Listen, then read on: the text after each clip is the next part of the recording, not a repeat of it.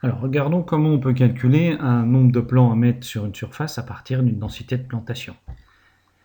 On plante des légumes avec une densité de 2,5 plants au mètre carré sur une surface rectangulaire de 20 mètres sur 10 mètres.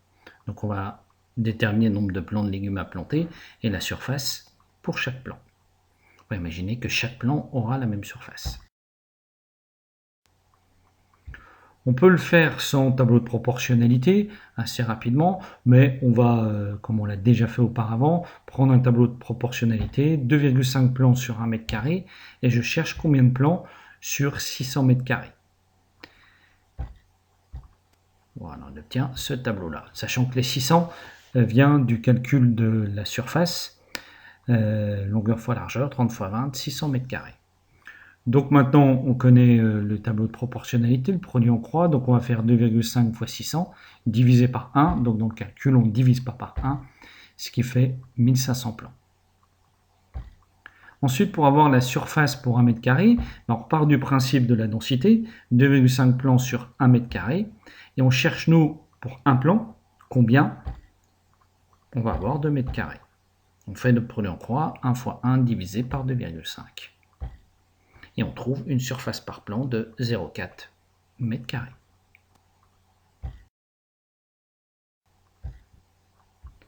Ensuite, déterminer une densité de plantation. On a planté 600 pieds sur 320 mètres carrés et on veut calculer la densité de plantation et encore une fois la surface pour chaque pied.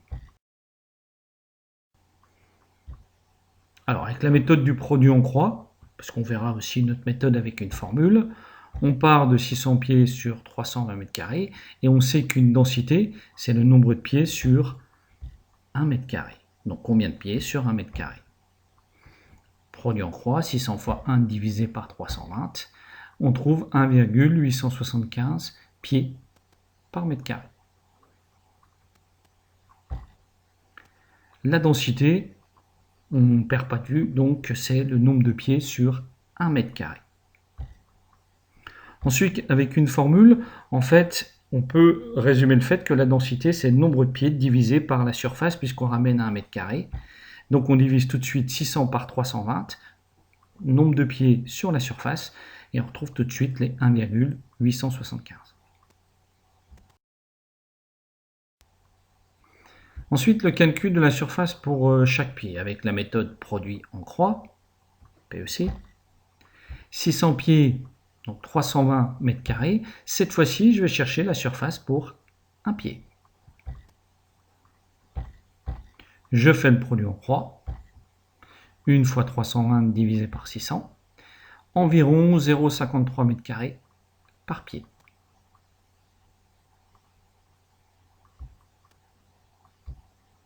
Et avec une formule, on peut voir que la surface pour un pied, c'est l'inverse de la densité. C'est 1 divisé par la densité.